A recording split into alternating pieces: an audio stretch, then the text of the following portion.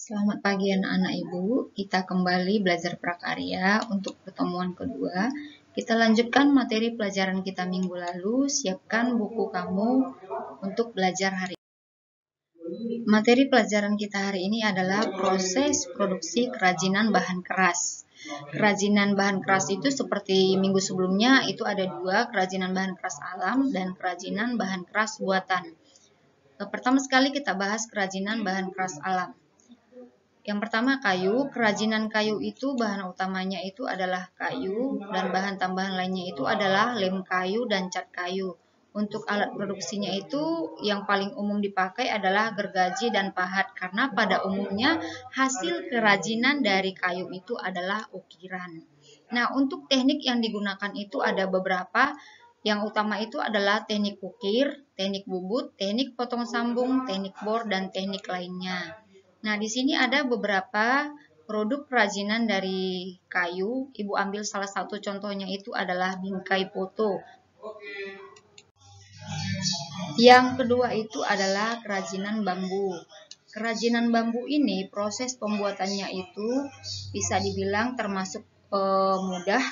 Yang pertama kita lakukan adalah memilih bambu yang tidak terlalu tua dan tidak terlalu muda. Kemudian kita potong 2-3 ruas, disimpan di tempat sejuk selama 5-6 hari. Kemudian kita pilih bambu yang memiliki ruas yang panjang. Untuk bahan utamanya sendiri itu adalah bambu, baik bambu batangan ataupun bambu yang sudah disayat, kemudian pewarna, lem kayu, dan paku. Untuk alat utamanya itu adalah pisau. Nah, di sini ada salah satu hasil kerajinan dari bambu. Masih banyak yang lain yang bisa kamu lihat dalam kehidupan kamu sehari-hari. Seperti kalau di rumah kamu itu biasanya adalah tampi ya. Selanjutnya itu adalah kerajinan rotan. Nah, bahan utama kerajinan rotan ini adalah rotan. Dibagi menjadi 3 bagian, yaitu rotan kupasan atau kulit luar, kemudian rotan isi, kemudian rotan batang yang langsung dipoles. Untuk alatnya itu sudah ada di sini. Kemudian secara garis besar terdapat 2 proses pengolahan bahan baku rotan, yaitu pemasakan dengan minyak tanah untuk rotan berukuran sedang atau besar, kemudian pengasapan belerang untuk rotan yang berukuran kecil. Nah, untuk proses penganyaman rotan itu sendiri dilakukan dengan beberapa cara. Yang pertama pembuatan kerangka, yang kedua penganyaman, yang ketiga pengecatan, yang keempat itu proses finishing. Nah, untuk produk kerajinan dari rotan itu jumlahnya sangat banyak, yang pada umumnya rotan itu dibuat menjadi keranjang. Selanjutnya adalah kerajinan dari bahan keras buatan. Pertama, kerajinan kaca. Nah, kerajinan kaca ini banyak dibuat menjadi produk kerajinan untuk lukis kaca atau glass painting. Di sini ada beberapa kerajinan dari hiasan lukis kaca, bisa botol, bisa juga untuk dinding. Dan untuk proses pembuatan lukis kaca itu sendiri, membuat gambar sebagai pola, kemudian menebalkan gambar dengan spidol, gambar ditaruh di bawah kaca dan ditebalkan dengan pena, memberi warna pada gambar dengan cat, menutup seluruh permukaan kaca dengan cat, kemudian membuat bingkai pada lukisan kaca. Nah, kaca yang digunakan di sini adalah kaca yang khusus untuk kerajinan. Tapi bisa juga kita menggunakan kaca yang terdapat di sekitar kita. Nah, seperti gambar lukis kaca pada botol yang tidak dipakai lagi ini. Oke. Selanjutnya adalah kerajinan logam. Logam itu banyak digunakan sebagai bahan dasar untuk perhiasan atau aksesoris, baik itu emas, perak, perunggu, dan timah. Untuk alat pembuatan kerajinan ini sendiri adalah gunting, seng, cetakan, kuas, dan yang lainnya.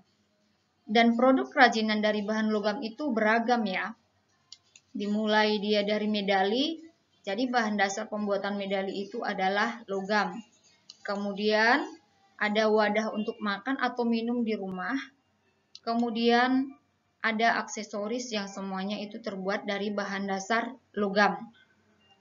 Nah, selain kaca dan logam, masih ada bahan keras buatan lainnya yang banyak digunakan dalam kehidupan sehari-hari. Bisa kamu baca di buku panduan kamu ya.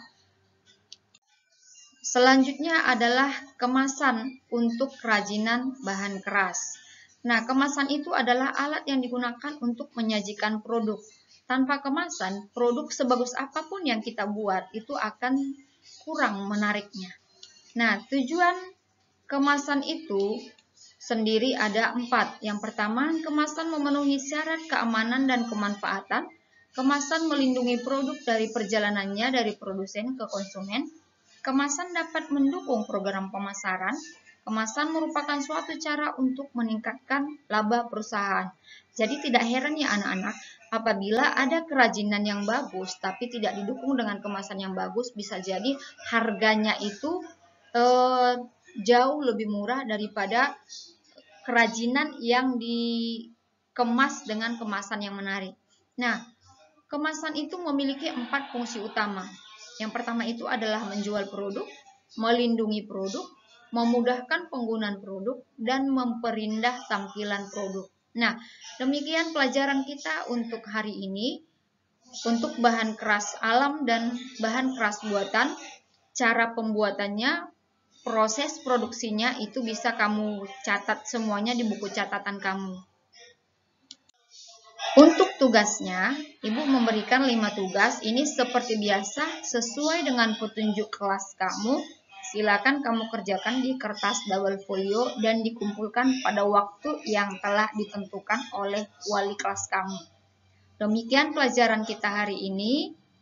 Dikerjakan tugasnya, tetap semangat belajar, dan tetap jaga kesehatan. Terima kasih.